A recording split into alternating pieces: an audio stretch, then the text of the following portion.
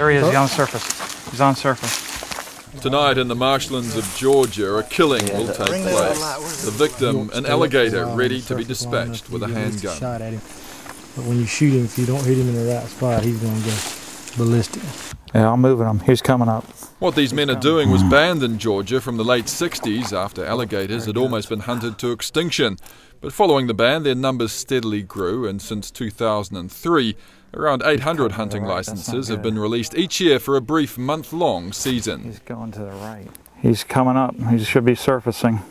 We brought in the hunting because the alligator is a renewable economic resource that with proper management can be harvested in a limited quantity without affecting the overall population of the alligator. Alligator numbers have now risen to around 200,000 in Georgia, and when these chaps do bag a gator, there's a reasonable chance its hide will end up here. Located just south of Atlanta, it's one of only 5 commercial alligator skin tanneries in the world, and the products created from these hides can command tens of thousands of dollars. Expensive stuff, but this is a truly labour-intensive business, and from marsh to market, a skin will go through more than 30 pairs of hands. You can't there's no machines where you can just throw it in and bam, it comes out looking nice and glazed like that. That would be convenient, but no, unfortunately not. It's done the old way. That's a big alligator. Yes. Wild alligator hides are larger, rarer and more valuable than farmed. But either way, the skin's top luxury brands demand are hard to find. We might have to sort through 1,000 skins before we can find 10 really good ones in the size and grade that they want. Around 80% of the world's alligator hides come from Louisiana, most of it from farms like Dane Ledet's. Like most farmers, he deals mainly in alligators less than 4 foot long, driven largely by the demand for watch straps. But the recession is taking a big bite out of business. At a high, we were getting like $8.50 a centimeter, and it dropped down to like $3.50 a centimeter. Things are tough all over. At the house of Fleming in Atlanta, demand is down by about 30% against a couple of years ago. Although the company, whose products are all custom-made, has been lucky to hit one niche market that's proved very lucrative. Pro golfers, who are happy to pay hundreds of dollars for a belt. There's a little competition on who can outdress the other. It's just their nature. And the free advertising has proved priceless. I saw Graham McDowell wearing one at the Open, and I looked in the back of Digest. They said House of Flemings.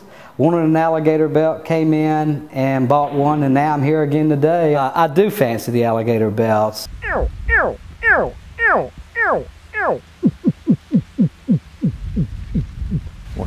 What noise is that? The first call was the call of a baby gator, which sometimes can be in distress, and maybe an adult or a mother come to see what's going on. And the second call can be a mating / fighting call. Now, the near prehistoric source material of this industry can live for around 50 years in the wild and grow to about 16 feet. But even for experts like Greg and Jim, grabbing a good-sized gator takes real skill. Okay. But finally, after hours of searching, Depending on what they're making is depending on how big a scale pattern they want. You know, for watch bands or belts, you generally want the smaller scale pattern, usually. Yeah, that's very soft there, isn't it? Very soft. Yeah. For purses, handbags, the bigger items, they usually want the belly part, because you got the bigger scale pattern.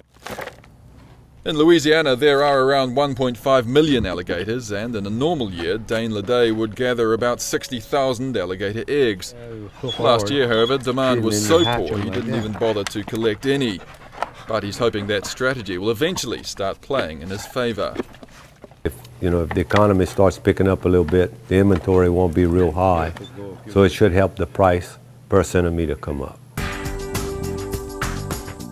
As for Bob Fleming, he'd be happy just to see more of one particular customer, golfer Darren Clark, who's already bought more than 400 of his belts. That's good business for you. That's great business. That's a one-man economic stimulus plan. The alligator industry isn't everyone's cup of tea, but those involved can see nothing wrong with making money out of what is a renewable resource. And critics can at least take solace from the fact that no one's making easy money. It is very cash intensive, it's very stressful, there's a lot of risk involved. Hopefully it'll come back, you know, the way we can get 550 a centimeter, and maybe gradually get back, you know, to 8, but it'll be a long time before we get back to 8. Because demand can fluctuate according to style and fashion and the economy in general. Meanwhile, adding just one good-sized gator to the supply chain can take hours and hours. Because despite bagging the odd time waster, by the time we jumped out of the boat, these chaps had got close, but not close enough. Caught a couple. Just didn't get the big one. You did see it though, didn't you? Quite close. Oh yeah. Yeah. And a little bit closer and it would have been... Yep. Enjoy it though? Oh yeah. He's real close now. Later that night they settled for an 8-footer. And who knows, one day its hide may pass through 30 pairs of hands as one small part of a roller coaster industry that's been 180 million years in the making.